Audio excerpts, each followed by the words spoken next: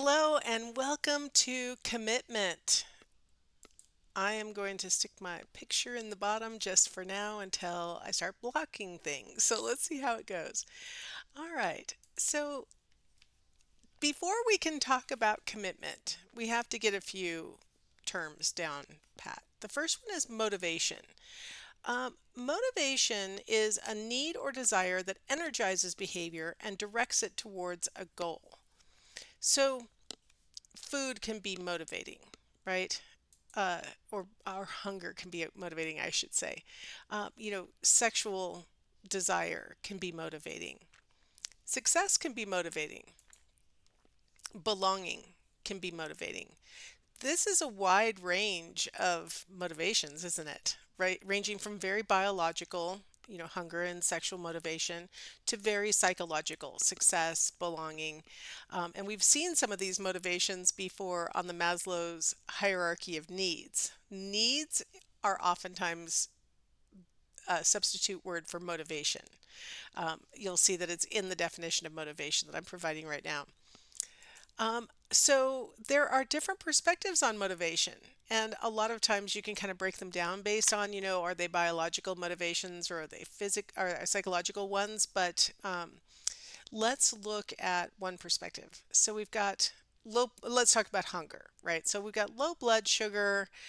It leads to a growling stomach and maybe lightheadedness, and that pushes us to find something to eat. Okay, that makes a lot of sense. That probably explains a lot of the time that we're hungry, right? Is that we're feeling like the absence of food. And so we, have our low blood sugar and our stomach's growling, and we go, you know what, I need to find something. It's pushing us towards that. But what if you just ate lunch? So you've got a nice full belly, your blood sugar is at the correct level, certainly not feeling lightheaded. Maybe you're actually feeling a little drowsy and it's time for that post-lunch nap. So why is it that sometimes, even though we just ate lunch and we're completely satisfied, we maybe want to eat something else? I found these on the internet. They look pretty good. I think they're cupcakes baked in ice cream cones and then yeah, so I thought they looked pretty naughty. So anyway, I got that. So let's say we just ate lunch and we see something like that. How often are we able to just go ahead and squeeze in a little bit more because it just looks so good? It looks like something we would want to eat. My grandma used to eat ice cream after every meal and she'd say, "Oh, I'm stuffed. Who wants ice cream?" And I'd be like, "Grandma, you just said you're stuffed." And she goes, "Well, but the ice cream melts and just sort of fills in the gaps in amongst all the other food." Like she always had room for ice cream. Why is that? Is it, it's probably not hunger, but we're being motivated by something else. What if, okay, so maybe you weren't that into my little cupcake things just on their own. The idea of eating them when you're full maybe isn't enough to make you want to eat them. What if you're at a birthday party and they're being served? And so we've just gotten done singing happy birthday to the birthday person, and then this is, instead of cutting a cake, they hand out these cupcakes. Do you eat one because it's a birthday party, right? Or what about this? It's a birthday party full of all your best friends, and all of them are eating it, right? These are all examples of times when food pulls us to eat. So we don't have that biological need. We don't have that biological lack that's causing us to have to eat to find something because we're like gonna die otherwise. A lot of times we're being pulled by the attractiveness of the food, by the context of a party or a special meal, or this is my reward because I achieved some goal or something like that, or because everybody else is doing it. Right? It might be our actual friends or family right now eating, or this is why marketing of food products is so effective because we see it on TV and we think, I feel like eating that also, even though you're not even hungry. So that's what we call a pull. So motivations can push us and motivations can pull us. Motivators, I should say, not motivations. Motivators can push us towards certain behaviors and they can pull us towards certain behaviors. So let's talk about the first type. Drive reduction theory explains that first type, where you're having a drive inside of you and it pushes you towards some kind of behavior. So you're in some kind of aroused or tense state. Now, the word aroused means something very specific in motivation theory. It means that your sympathetic nervous system is a little bit wound up. When you're feeling hungry, it activates those parts of your sympathetic nervous system that makes you feel aroused or tense. So you're in that kind of state. You pair that with some kind of actual physical need. So you're feeling tense and your stomach's growling, something like that. That's going to lead to that drive that's going to push you towards, the behavior. We are designed to try to reduce drives. When we're experiencing a drive like that, we are designed to take steps to reduce those drives. Our goal, our body's goal, is to maintain homeostasis. Whoops. Um, Homeostasis can be defined as a steady internal state.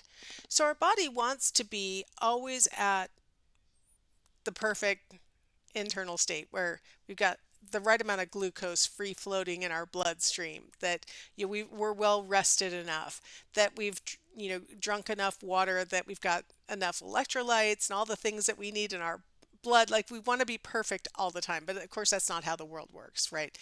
We don't You'd have to eat like little bits all the time, all the time, in order to keep that perfectly. You have to be sipping water all the time perfectly to always be at perfect homeostasis. So what we have is drives that will, when it gets low enough, will drive us towards regaining homeostasis. So if you think about it, you have some kind of need. You haven't eaten recently enough. You haven't drunk water recently enough. And that drives you through things that we would label hunger or thirst, right? So we have those words that are directed at describing that drive. And then that drive leads us to engage in drive reducing behaviors. So we eat something, we drink something, right? So that all makes perfect sense when we talk about biological needs like hunger and thirst, right? What about psychological needs?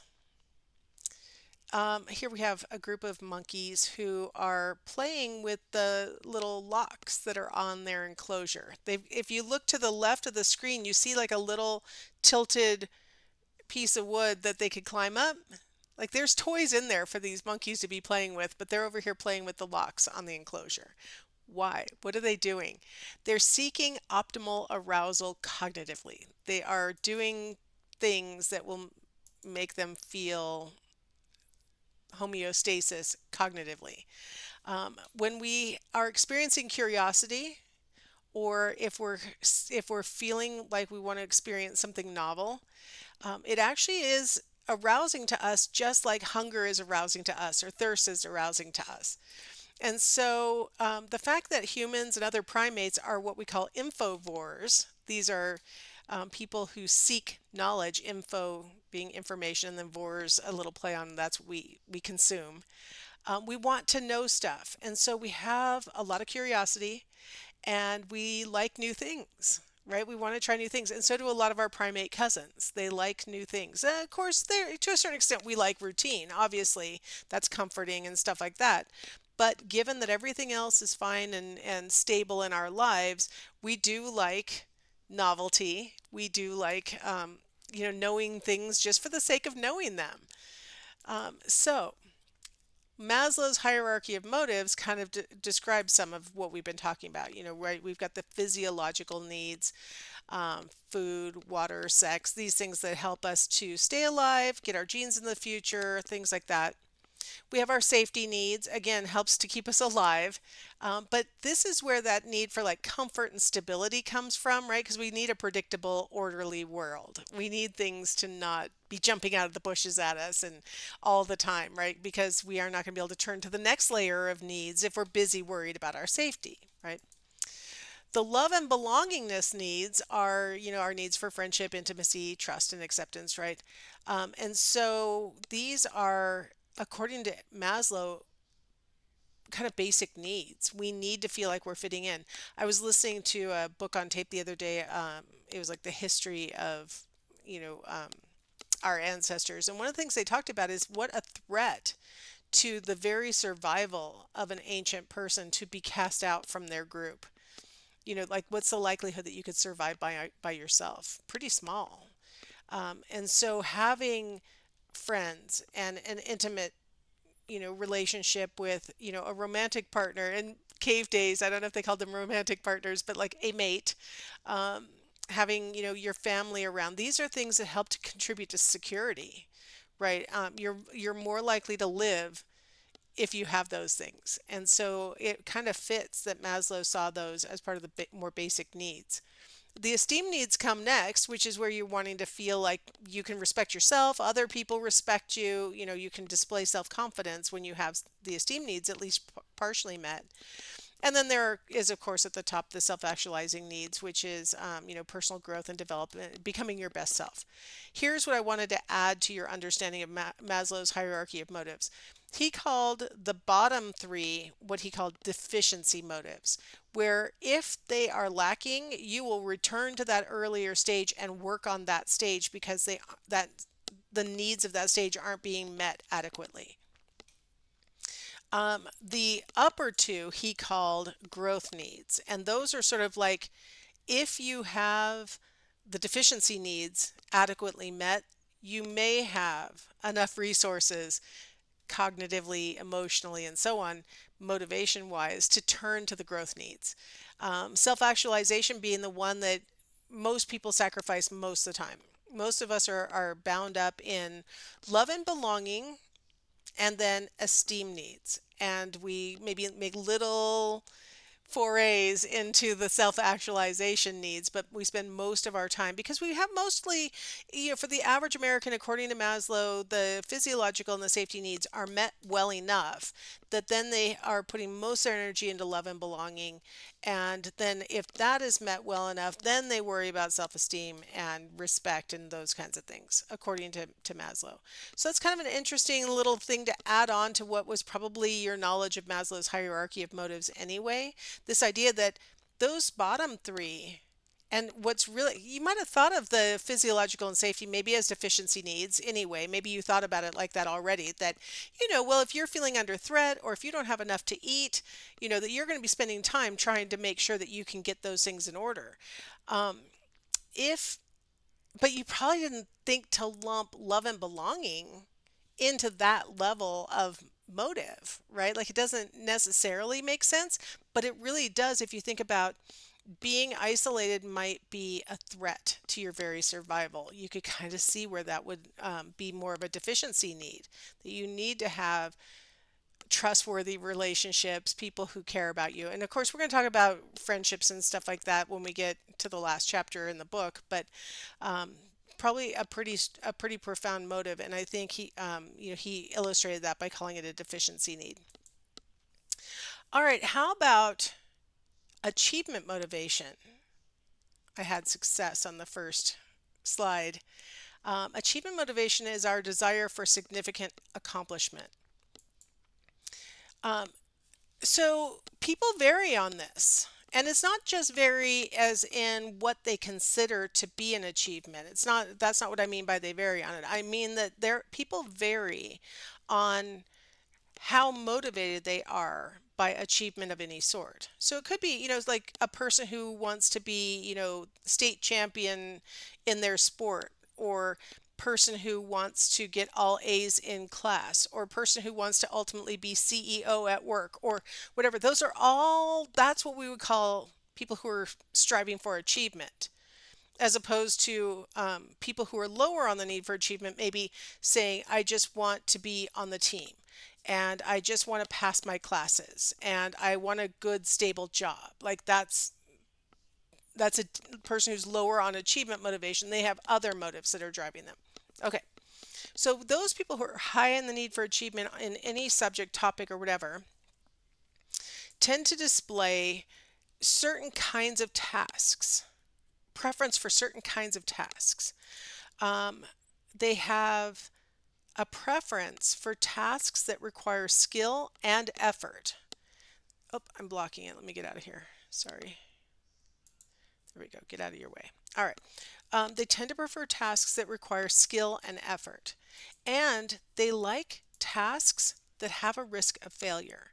So they like those kinds of tasks that are going to display that they've been practicing, that they have some kind of maybe innate skill, things like that, that their effort would be rewarded. And you only have those kinds of tasks if there's like a risk of failure. That if I don't put in enough effort or if I don't have enough skill, I may not succeed in this task. So they tend to prefer those tasks where maybe they'll get feedback on whether they've put in enough effort or if they've got the skill necessary. Now, when they are confronted with a task where there's a high probability of failure, people who are higher in the need for achievement are more willing to approach those tasks. A good example of that is college. That's a high risk endeavor to engage in because about two-thirds of people who start college never finish. So there's a really high probability of failure, but people who are higher in the need for achievement are willing to take that risk and they will approach those kinds of tasks. Once they undertake those kinds of tasks, they're more likely to persist as they pursue that task. So, higher need for achievement people are willing to take risks and engage in behaviors that might have failure and that take a lot of work and effort, and they're more likely to stick with those tasks, even as they start to display that it takes a lot of effort. Maybe you don't have the skill, maybe you need to drill down harder on the effort, that kind of thing. So a little bit of difference between people who are high in the need for achievement and people who are lower in it. Now, of course, we have scales to measure achievement motivation. And of course, one of the problems with these kinds of scales is that they're self-report. And so, um, some people may say they're higher or lower in need for achievement in response to different questions than they really are. Right. So, we're basing this one big pattern on what people are saying for themselves. So I just thought I'd qualify the achievement motivation knowledge based on that we don't like follow people or something like that. All right.